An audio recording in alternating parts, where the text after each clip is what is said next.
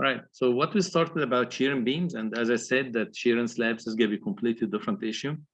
We have shear and slabs, and we call it two-way shear. So I want you guys to remember this. Shear and beams, we call it here one-way shear. Can you write a note, please? Go ahead and take some notes. Shear and beams, also known as one-way shear. Shear and slabs is called two-way shear. We looked at the failure of beams during testing, and we ran the video for you. So you guys have seen that usually shear failure is going to be brittle failure. It's going to be also a sudden failure. You're not going to see lots of deformation before it fails. But when you do it in flexure, when you do failure in flexure, you're going to see plenty of deflection before the beam is collapsing.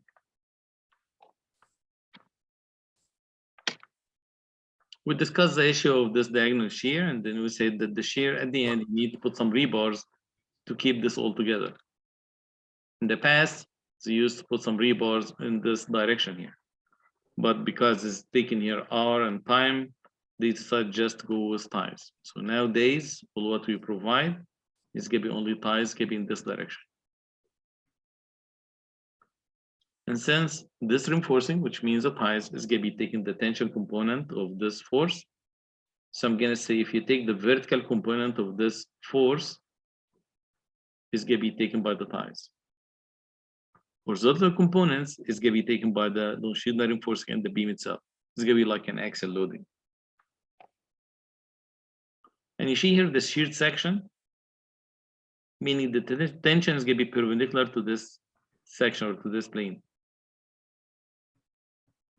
So it's going to be on an angle here. We discussed the location for the critical section for shear. We said that when you do the shear demand, you don't really need to take it to be the reaction. You can reduce it a little bit because the maximum shear here is going to be happening at the distance away from the face of support. So someone's going to say, what does it mean by support? I'm going to say support in this case is going to be this column. Support in this case is going to be this column. Support in this case is going to be this pad. So I'm going to be concentrating on this bearing pad, if you like. We say when it comes to demand is going to be calculated out based on the load combinations, the standard ones that we have used before. So if you like to do W ultimate, you can do 1.4 times dead versus 1.2 dead plus 1.6 live. The standard question, how about the rest of them? Why do we have too many equations?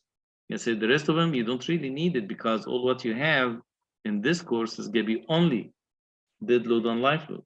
So all of the stuff here, I'm going to be crossing out. You don't really need them. And if you go through all of this equation, you find out that only two equations at the top that would apply and the rest of the equations are not really needed. So I can cross this out if you like. Don't need them. They're made whenever that I have different type of loading, like wind, seismic, soil pressure, water pressure, and so forth. We said now this when it comes to demand, right? So for demand, I have here two slides. It tells you exactly that the shear demand is going to be taken at the distance away from face of support. And to do the demand, you need to use the load factors because it's going to be strength design. Now the strength, shear capacity or strength, is going to be based on two components, concrete and steel, multiplied by a phi factor. And the phi factor is going to be just one value. And this value is going to be equal to 0.75. Here's a 0.75. So the shear factor is going to be the same. This strength reduction factor for the shear is going to be 0.75. You cannot really change it. You cannot consider it to be 0.65 or 0.9. You cannot do this. It's going to be only one value, the 0.75. And it's going to be a multiplier. You can multiply it times VC. So you can have phi VC as separate value, which is a concrete strength, or VVS. It could be also a separate value. If you add VC to VS without the phi factor, you call this V sub n. Look at this equation, phi times V sub n. This means that V sub n is equal to VC plus VS. It's going to be the addition of two strengths, like the two components. Concrete strength is kind of simpler. You have just one equation here. Be sure when you use this equation that F prime C is going to be in PSI. So if you say, for example, 3,000 psi, this number is going to be 3,000. As we said in the previous lecture, that B is going to be the width of the web or the beam, and D is going to be the depth from the tension rebars all the way to the top of the compression fibers of the beam. Same depth that we used in beam analysis when it comes to flexion and reinforcing, it's going to be the same depth. You have a limit here, screw to V prime C, not to go beyond 100 psi. This means the maximum F prime C that you can use in the shear strength is going to be how much? Anyone remembers? 10,000 psi max.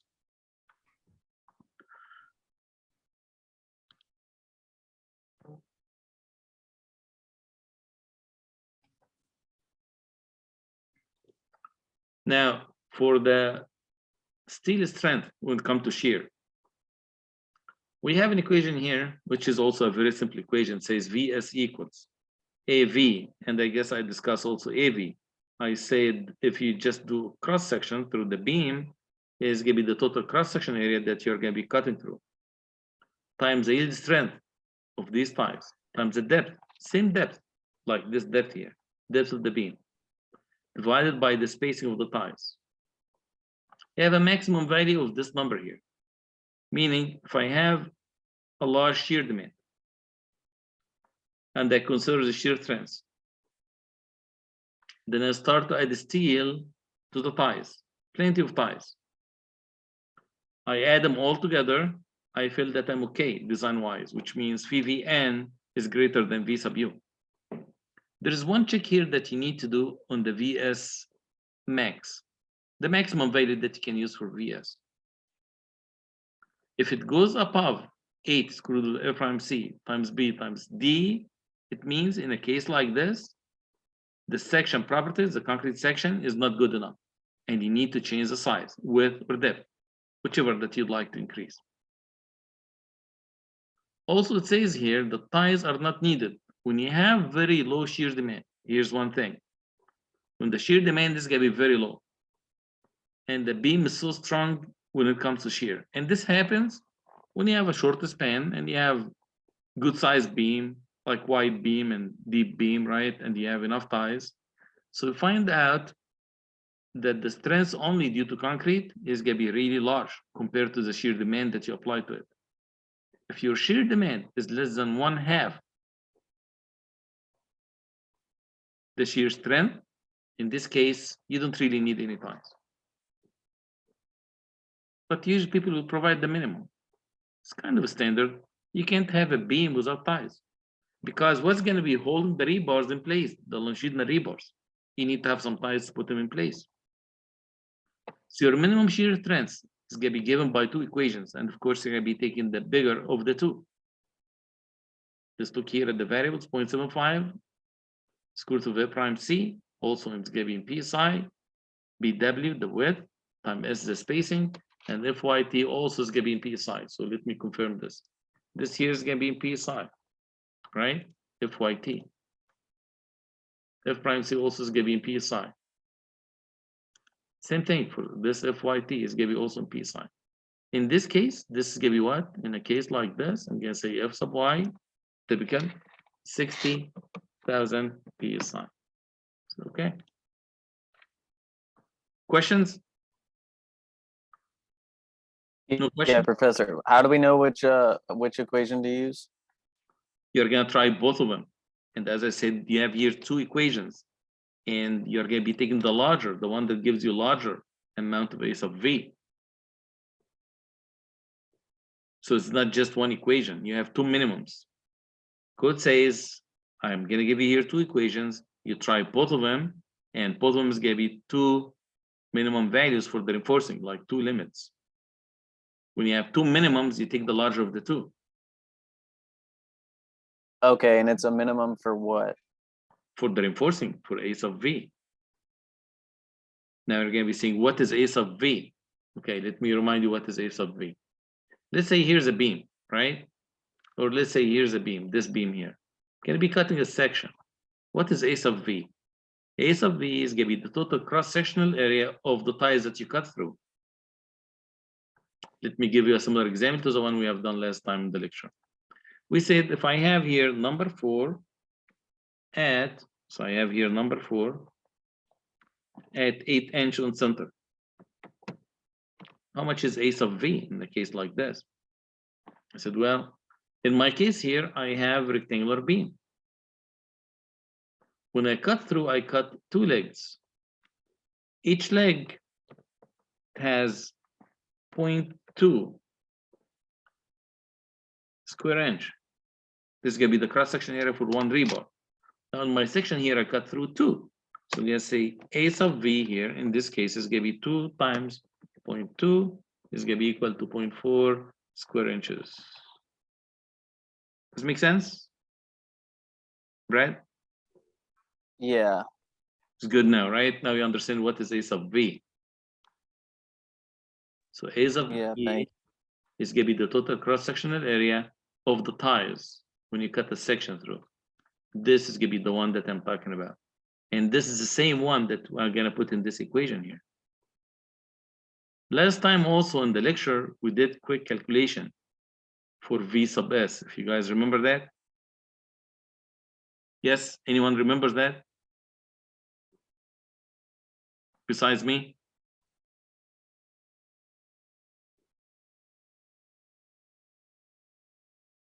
Jesus, you remember any of that? Jesus? Not off the top of my head. No, how about Isaac?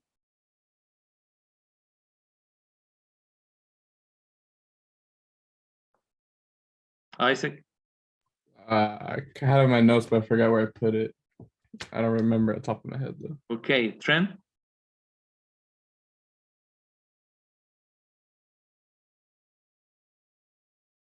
Trent? Oh, sorry. Can you repeat the question? Before? Did we discuss numerical example on V sub S? Or no, we didn't? Yeah, we did. We did. How about Mia? No. We did not discuss it. Were you present last time?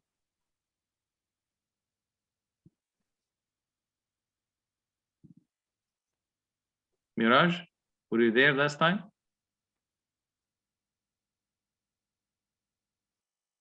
Ritesh? Yes, Professor. Did we discuss numerical example on VS and VC? Yes, Professor. Which side of the board was it? Was it on the right side or left side?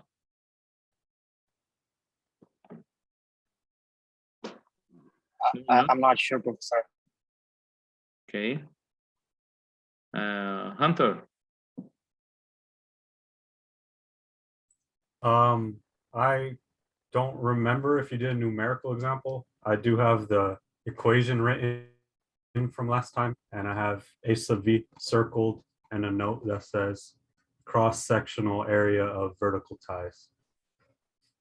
So on the right board, you don't remember that I put some numbers. I say number 4 at 8 inch on center, and then I find out VS. Nothing like this. That does sound familiar. Okay. All right. My advice to you, please go ahead and turn your camera on and stay focused, please, with me. This to everyone. You can hide the background. You guys know how to hide the background.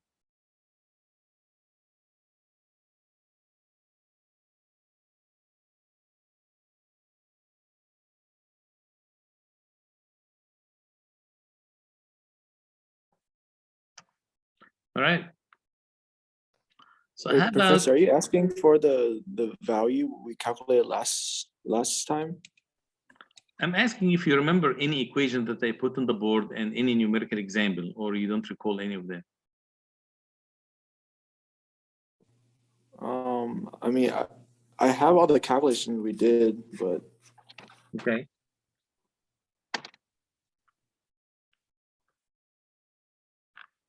All right, this is fine. So let us move forward. Now the question is, some beams we can put the ties like this. In some cases, if I'd like to put the spacing to be very small, and I made it very tight. What spacing? I'm talking about the spacing between ties, right? Let's say I went and I made it very small. I said, okay, let me go ahead and make it very small spacing. But I still need more reinforcing. So one way around this is to add more legs, like these legs. How is that? To put a couple of ties like this. You see this tie? I can put one tie like this. Here's one. You see this? Or I can put one of them like this, and here's the other one.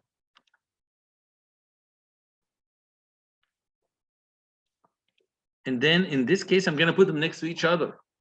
So these two ties is gonna be touching each other, right? So I'm gonna call them a set of ties.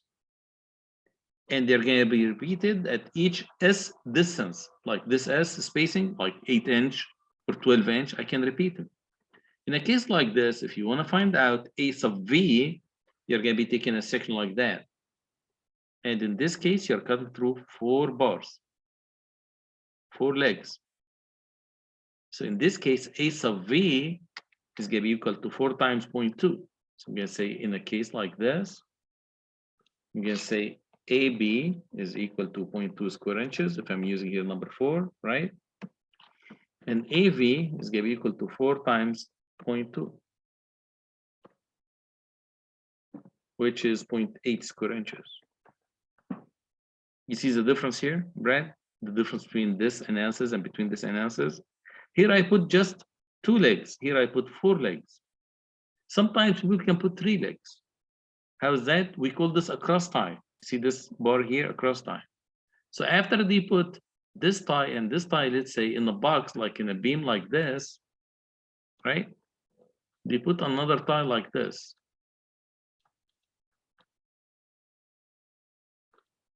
And of course, they put some longitudinal bars here. You're gonna see here some bars, right? So we're gonna have a bar here at each corner. And in a case like this, if I cut a section, and let's say that I have number 4, so I'm gonna see here, if I have number 4, so AB is gonna be equal to 0.2 square inches. And Professor, AV, what is AB? AB? Yeah. Very good question. Thank you for asking this question. Hold on. Very good question.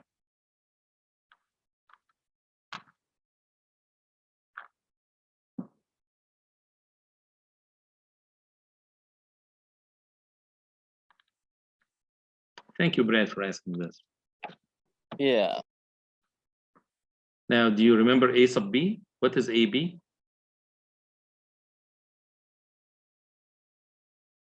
What is AB?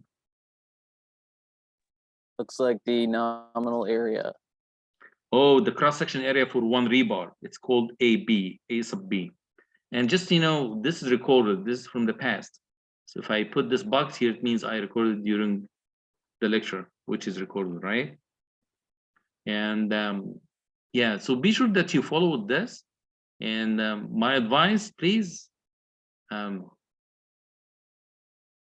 before you come to the lecture, try to review the previous lectures as much as you can. It's going to help you out, because usually any lecture is built on the information provided in previous lectures. And once you feel like exactly what Brad has done, thank you, Brad. Once you feel that something that maybe you're not familiar with, something new for you, or if it's kind of new, ask right away. Don't wait. Because when you wait to the end of the lecture and then you start to think about it, you're going to be missing the whole thing, right? So don't feel shy and just ask. It's going to be good for your benefit and others. So I said, okay, now I have 3 rebars or 3 legs that I'm going to be cutting through. So AB is going to be 0.2 square inches, which is the cross-section area for one of these tie legs. And A sub V in this case is going to be 3 times 0.2. You'll end up with 0.6 square inches. Now, does this make sense? What I'm trying to do here? It depends on the number of legs that you're going to be cutting through at one section, at one location, because this is going to be a set of ties. They're going to be all in the same location, touching each other. Same thing here. You can put a couple of big close ties. You just put them next to each other like this. Numerical examples, going to make it easier for us. It says here the beam center to center span. What's the center to center span? I'm trying to understand every little thing that is presented to me here. I say here's a beam. And of course, we have two columns.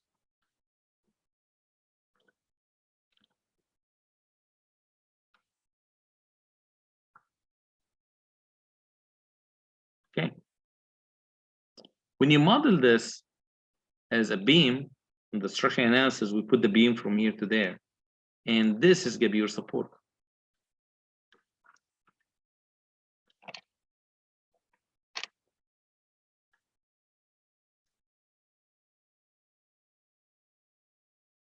So what we do here, we put the support at the center of the column. The distance from center of column to center of column, this is what you call here, center line to center line is 10. So where is this 22 feet? If I need to draw it, I'm going to say 22 feet is going to be the distance from here to here.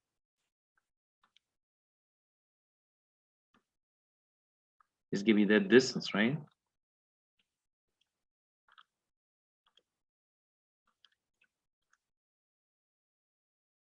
So I'm going to say in this case, this is going to be equal to 22 feet. So when you do your structural analysis to find out the reaction, you're going to be using the span of 22 feet. I have another span here that from time to time I'm going to be using it, which is called clear span. Now, what's the clear span? It's going to be from the face of the column to face of the column. All right? What do you call this? Clear span.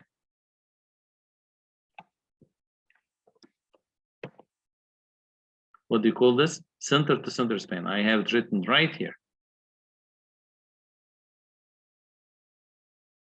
So it says here the clear span is 20 feet. I say, okay, the clear span equals 20 feet. How big is the column, you think? I need here someone to do some brainstorm. How big is going to be now the column, in your opinion? 26? The column, just the column size. 4? 4 feet? 2 feet. 2 feet? Okay, 2 feet sounds right. How did you come up with 2 feet? The center to center line span has to be 2 feet longer than the clear span. And so that would be a foot to the center line for each column. Which means then the center that of times here, 2. the center of here is going to be 2 feet, right? So 1 foot here, 1 foot there, right? Therefore, the total width of the column is going to be 2 feet and 2 feet. Meaning, I may give you here the total span or the center to center span, right? And give you the column size, and then you figure out the clear span. I could do that, right? Because you understand that 1/2 of the columns give it to the right, 1/2 is give it to the left. Same thing here. All right. It says here dead load is 1.5 kip per linear foot. K left means kip per linear foot, kip per foot. And the life load 0.7 kip per linear foot, excuse me. Concrete strength 4,000. Yield strength for the steel 6,000. The tie spacing, it says here number 4 at 14. So what is number 4? How this is going to help me? I'm going to say for number 4, I'm going to say here A sub B, which means cross-section area for one rebar equals how much? 0.2. Where did you get that from? I'm going to say from here. It's right here, number 4, 0.2 square inches. That was the source of it. Inches squared. So, okay. What is the 14 inch? What symbol would I use this for? I'm going to say this is going to be the spacing S. How about the depth? Where's the depth? Where's the measure from? I'm going to say from the center of the rebar to the top compression fibers. This is going to be your D. I'm going to say this is like a previous example that you have worked on, and the depth is equal to 13.5 inch. Anyone remember this example that we have done before? And then we said you have a cover of 1.5 inch, you have the tie size gonna be 0.5 inch, you have 1/2 of this bar diameter, right? Is gonna be additional 0.5 inch. So we come up with the depth to be 13.5. So what's the 13.5? We're gonna call this D. Okay. How about 1/8 of V? You're gonna say, let me cut a section right here through the ties. How many ties did I cut through? Like tie legs. You can say 1, 2.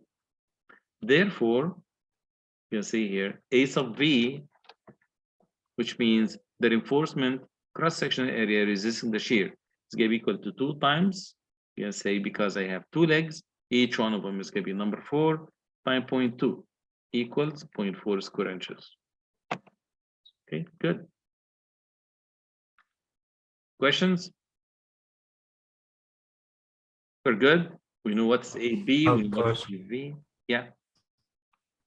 On the diagram or the section, what's that U-shaped thing on the top right corner? This Do one? we have to pay attention to that? This Yes. one? This is a tie, Yeah. they call this the tie closure, this like a hook. So this tie, it doesn't come as one closed piece, right? It is not welded together. It's not like a closed thing like this. It comes from a rebar that you need to form. So in order for you to form the rebar in this shape, you start with the rebar and then you need to provide a hook. So here's one rebar. This is like one piece of rebar, right? It is cut and then at the end it has 2 hooks like this to wrap around this longitudinal top rebars. Did I Okay. answer the question? Is it clear? Yes. Okay, thank you. Professor, I had a question. Yes. Did you get the 13.5 because it says that the number 4 ties are 14 inches on center? No. Like, does that mean from the top down to the top of the tie? No, I'll show you where the 13.5 inches come from.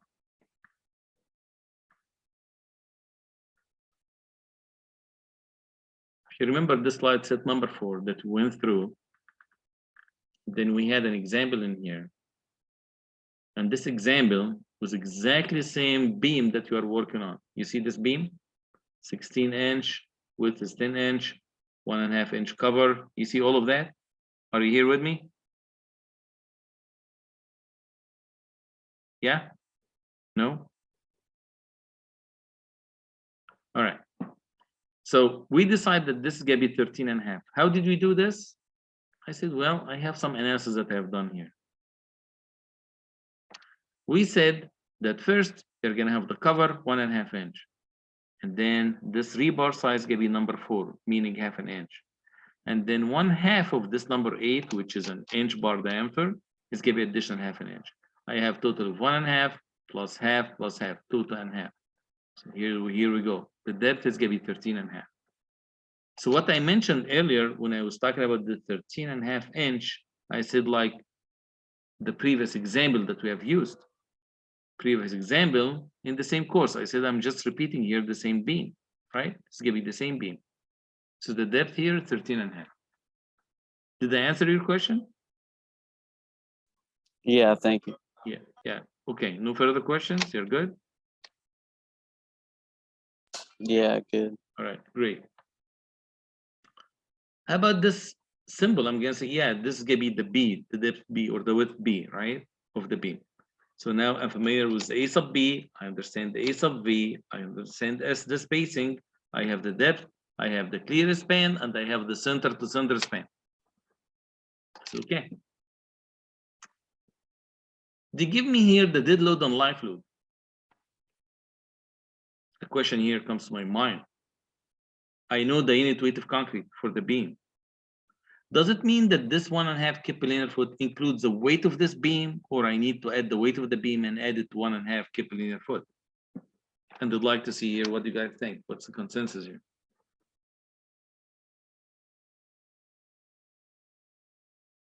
Do you think self weight of the beam is included in this dead load, or I need to add it on the top of the dead load?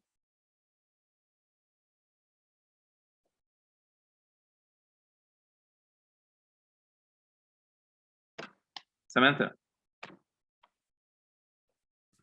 I think you would still need to add the self-weight. All right, Hamad. I'm not sure, Professor. I'm not sure. Brad. Sorry, I'm trying to get to somewhere with better Wi-Fi. Okay. Matthew Horner. Usually the problem states that we need to add self-weight, so I'm assuming that we wouldn't have to add it in this problem. Thank you very much. Good answer. This is the right answer. If I didn't say this excludes the self-weight, it means this is inclusive. This is a whole dead load. I just give you the entire dead load. Adding additional dead load to it is going to be additional step that you don't need, and you're not going to be getting the right answer at the end. It says here the dead load in this problem is 1.5, and the life load is 0.7. So someone's going to say, how about the partition weight? You say, no one asked you here to do partition weight unless I give you the occupancy. If I said an office and they give you here's the life load includes partition, you add it. If I don't mention anything, it means it's included in here. So, okay, good. Let me look here at the demand. You remember we have demand and capacity, and I want to find out the capacity, find out the demand, the strength and the demand. Demand here, it says dead load 1.5 kPa foot, life load 0.7. Going to be using the load combinations. I'm going to have here 2 load combinations that I need to try both. At the end, I'm going to pick the value that controls, which means a higher value of the 2. Going to be saying here 1.4 times the dead load, the 1.5, 2.1 kPa foot. When you do the 1.2, 1.6, you end up with 2.92. Now, which one to use? Use the larger of the 2.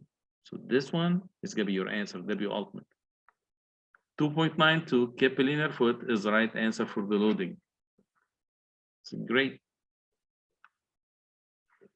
I need to go here the distance away from face of support, if you remember, for the critical section for shear, because if you want to find out the reaction, what you need to do is take the center to center span. You see here, center to center span, 22 feet.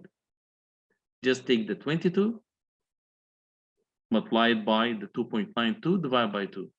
It's going to give you the reaction, 32.12. Is this my shear demand? I'm going to say no. The shear demand is not going to be in the center of the support. Shear demand is going to be at the distance away from face of support. Now, where is face of support? You say, here's a support column. Let me do it here in red. It's going to be your column. It looks like this. You need to stay the distance away from it and then look for the shear value at this location. How much is the depth again? 13.5. How much is the d distance? It's going to be horizontal dimension of 13.5.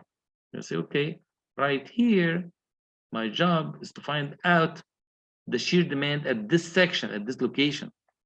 Why? Because the code says so. Code says when you take the shear demand here, take it at the distance away from face of support. So again, this is going to be my face of support. It's going to be this point.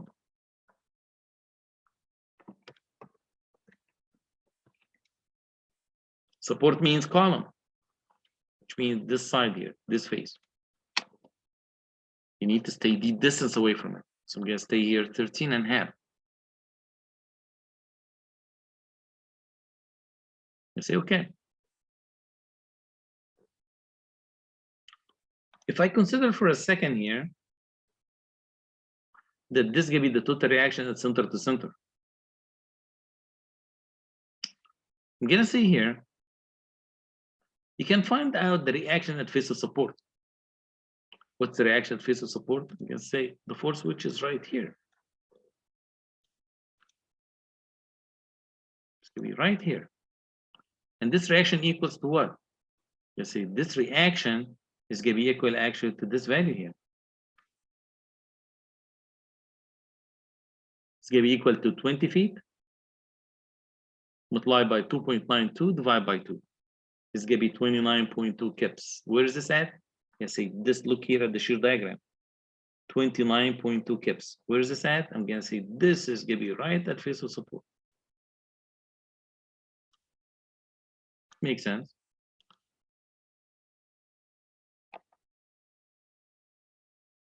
How about this distance here, 13.5? I'm going to say 13.5 meaning how many feet? Can someone help me with this? 13.5 equals how many feet? Yes, help.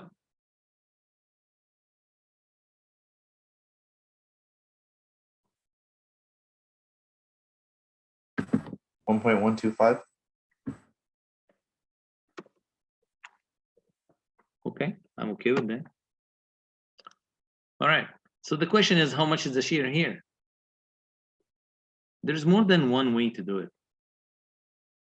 The easy way to do it, you just take the 29, the 29.2, and reduce it by this amount, meaning I need to figure out the amount of drop in shear from this location, you see this intersection of the shear diagram, to this intersection.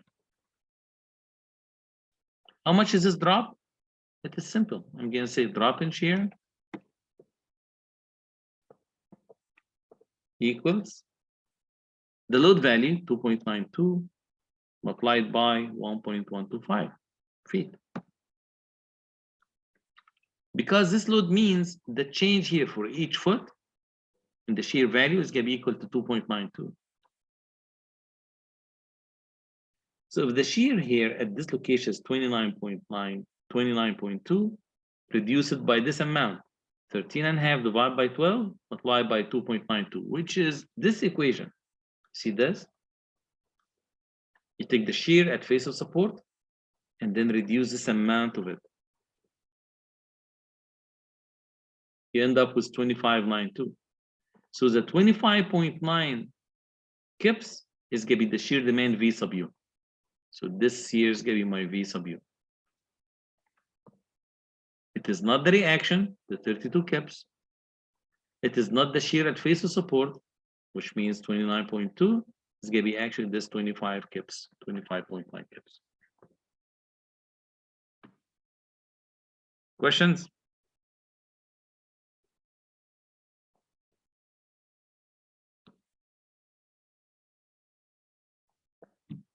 Yes, looking for questions.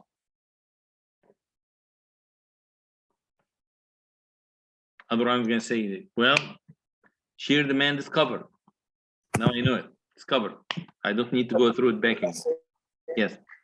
Professor, I have a question. Yes. Why did we do 20 times 2.92 divided by 2 to find the reaction again? Why did we do this? Yes. Are you talking about this? All right. This means here that R sub U is going to be the reaction in face of support. And then you can reduce it by this amount. Another way of doing the whole thing here, if I may say here, V sub U equals, all right, you'll be looking at the total load, 2.92 times 11 feet, or times 22 divided by 2. You understand what is that? This is going to be the reaction at center line of support, correct? If I take here, if I'm going to find out the reaction at this support is going to be equal to 292 times 22 divided by 2 feet, or by 2, because I have here 2 sides, right? After this, I need to subtract the shear drop from this point to that point. I'm going to say the shear drop is going to be 2.92 times the distance from the center line of support to the critical section of shear. You can say times 1 foot plus 1.125. Now I'd like to see here, does it make sense to you or something is wrong with this equation? So what I'm saying, the amount of shear at this critical section is going to be equals to the total reaction, which is 292 times 22 divided by 2, subtracting the distance from the center line of the support to the critical section for shear, multiplied by the uniform weight, 292. So the distance from here to there is going to be equal to a foot, 1 foot, here we go, plus 13.5. And we say 13.5 meaning what? 1.125 feet. and this is gonna be equal to the 25.92. Can someone help me with this? Is it true it's gonna be 25.92 kips? Yeah, it is. It is. So whether you do it with the shear or the reaction at face of support, this you can start with this, or you start with the shear at the critical section, or start with the shear at the center line, and then reduce it to the critical section. This would be fine. Both ways are acceptable. So with that, we are done with the demand. We know how to figure out the demand on shear for beam. Okay, how about the strength? You say strength. Did you give me the reinforcing? Yeah, I'm gonna say, yeah, look, here is the reinforcing. Here's the cross-section area of the beam. The width B, 10 inches. Depth, 13.5. Concrete strength, 4,000. A sub V, 0.4 square inches. Let me figure out the strength. It's okay, here's the strength. PVC. The width, 10 inches. So I'm gonna say this is here B. The depth. Say, okay, depth is 13.5. F prime C, the strength 4,000. 0.75 is a phi factor. Why divide by 1,000? To put the answer in kips. Now I have 12.8. How much was the demand? Do you guys recall? Roughly, let's say, yeah, it's about 26 kips, roughly, right? Just keep this in mind. How about VS? I said here I have A sub V. Where is A sub V? I'm going to say A sub V is going to be this number here. 0.4 square inches. I may go back one step to show it to you, just as a reminder. Let's say, here we go. A sub V is going to be 2 number 4 legs. So it's okay. Times 60. What is this 60? I'm going to say F sub Y, right? Times what? 13.5, the depth, D. How much was the spacing? Just to remind myself, that was 14 inches. So, okay, here's the spacing, S, 14 inches. I have 23.14 kips. Multiplied by phi factor, because it needs to be PVC and PVS, you are talking about 1736. So the strength is going to be the addition of these two numbers, PVC plus PVS. Let's add them. 12.8 plus 1736 is going to be 30 kips, 30.16 kips. How about your demand? How much was the demand? You can see here's the demand, 25.92. This is good, which means the strength here in shear is greater than the demand. So this beam design is good. Any questions?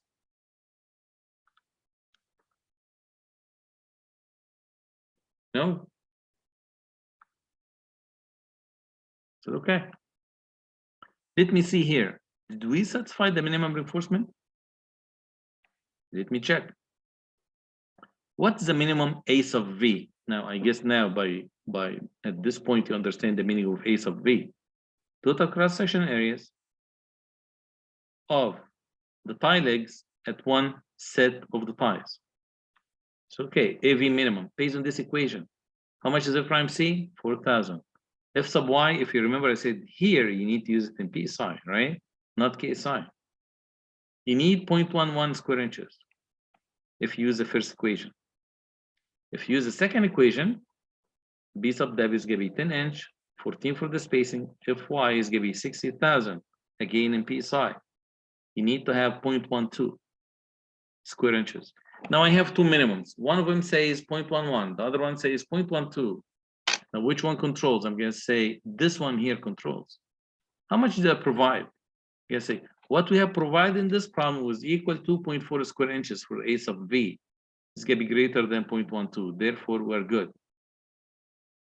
I covered the minimum reinforcement for shear in this problem here. Questions? We're good? Great. Very good news. Now let me look at this. Just try to understand this more. This can be the end of the shear diagram. You remember this shear diagram? Gonna be taking this, gonna zoom in and then discuss it a little bit. Right? Here's the shear diagram. The reaction, the center line was equal to 32.12 kips, if you remember this number here. At face of support was equal to 29.2. The shear demand at D distance, you see here, D distance is going to be 25.9, meaning that your column is going to be right here. Remember the column size? Column is about here, right? Make sense? Okay, yeah. Here's D distance away from face of support. It's great. I'm trying to understand what is this hatching for and what's happening. Yeah, say how much was PVC? Anyone recalls the value? I don't know. Let me just go back. 12.8, right? So 12.8 with the concrete strength. This is what the concrete is taken. Meaning, if I put here PVC, if I'm draw here a line, horizontal line, and say all of this is going to be supported by the concrete. Make sense? Yes. And what's supported by reinforcing? You say is going to be anything above this line, because concrete resists the first. The first how much? 12.8. So this line is going to be at 12.8. So, okay. When I did the shear demand, I said shear demand is going to be at this D distance away from face of support, meaning anything on the left of this section is taken by the concrete column or the concrete support. So I don't really need to look at this. So you guys follow me? So this section is taken by the column.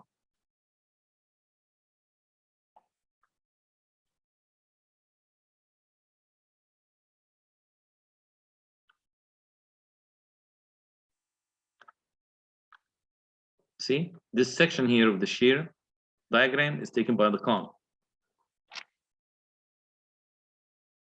And this section is taken by the concrete, correct? This shaded area here in green, the highlighted, is taken by the concrete because this is going to be PVC, the 12.8 kips, the limit. And this section here is taken by the column itself or by the support. So this is going to be only this blue section or dark blue section or green if you like, that's taken by the steel. This is why it says here, this is going to be the shear force resisted by the steel is going to be this shaded in dark blue, if this makes sense. So this section here, again, of the shear resisted by the steel. Why? Because I have three items here resisting the shear. The first one is going to be the support. So I'm going to say this shear diagram, this section of it is resisted by the support. And the bottom piece here taken by the concrete. The concrete is taken up to 12.8 kips. Where did you get this number from? I'm going to go back. Up to 12.8 kips, concrete is resisting it. All right. So the leftover, the remainder of the shear, which is going to be this triangular section, is taken by the steel. What is steel? I'm going to say by the ties, by the number 8 at, this is going to be the number 8 at 14 inch. Excuse me, number 4 at 14 inch. This is what resisting the shear in terms of reinforcing. Questions? No? We're good? So I said, okay. Let me go back here one step and look at the last item that I want to talk about. It says here, no ties are needed if the shear demand is less than PVC divided by 2. Your shear demand in this case, right? If it is lower than 1/2 of this, what is this 12.8? What is 1/2 of this? This is going to be 6.4. So I'm going to say, okay, if the shear demand is lower than 6.4, let me put here the 6.4. So once the shear demand goes below 6.4 kips, which means 1/2 of PVC, here's PVC, 1/2 of it is going to be 6.4. What happened? You look at that. When the shear demand is going to be very low, any shear below this value, below this line here, right, is going to be, is not going to be requiring any ties or any stirrups. And the only section that we're talking about, like in this case, is going to be this triangular shape.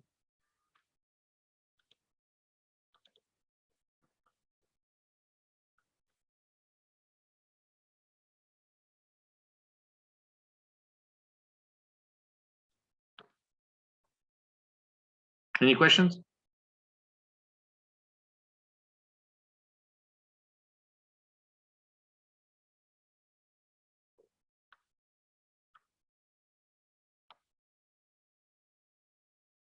Questions?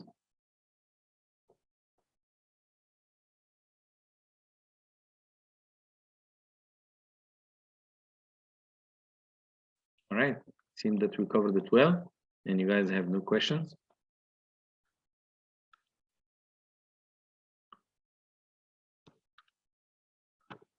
We have here in your submittal, which is due on March 6th. We have two beams. Someone's going to say, where's this B1? Where's B2, right?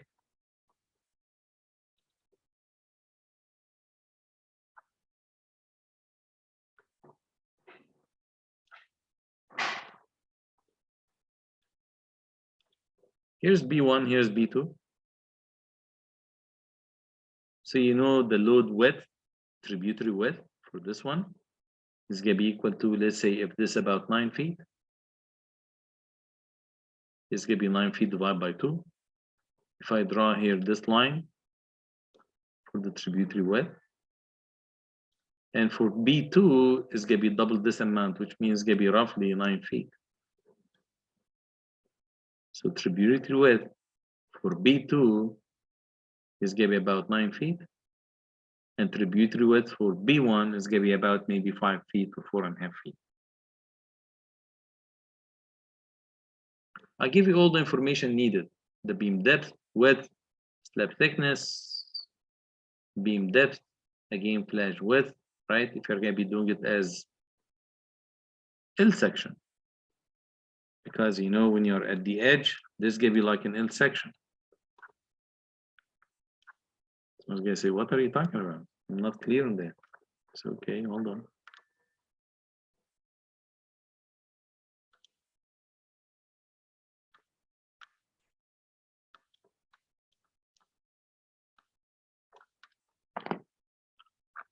When you cut the section through here and looking, let's say right or left, this can be an L section because you have the flange only in one side. But when you cut the section through here, it's going to be like a T section. And in this case, I give you here the width, 48 inch for the flange. Flange means the T, the slab. While for the B1, because it's going to be L section, it's going to be only 24 inch. I don't want anyone to go back to the code and try to find out the width of the flange based on the code. I don't want you to do that. I didn't ask you for it. I did not show it on the slide sets. So please don't do it. Just use the information provided to you. Now, are you going to have top reinforcement? Yeah, you can add 2 number 5 on the top. Would you have bottom reinforcement? Of course. This is what you're going to be coming up with. Would you consider it to be T section? I'm going to say it depends. When you figure out A, the compression block depth, if A, the compression block depth is going to be within the 8 inch, which means the slab thickness, it's going to be a rectangular section. If it's going to be more than 8 inch, you need to do more analysis because you're going to have 2 compression forces on the flange and on the width of the beam. It's going to be so critical that I want you to train yourself on beam analysis like this, because this is exactly what you're going to see in your midterm. And I'm going to review it back again with you this coming Thursday. So what I want you to do is to start on this right away. Come up with questions for next time when I see you. So ask all the questions you may have on this beam design. When you have a T section versus rectangular section, and you have all of this in the slide sets. So you can start from the slide sets and try to solve this submittal. Be sure that next time when I see you for the review, you come up with all the questions you want. Don't wait for Thursday so that I'm going to start the review and then you're going to start here to think about it and try to work over the weekend to study. you're not gonna have enough time to prepare for the exam unless you start today. Any questions before I let you go?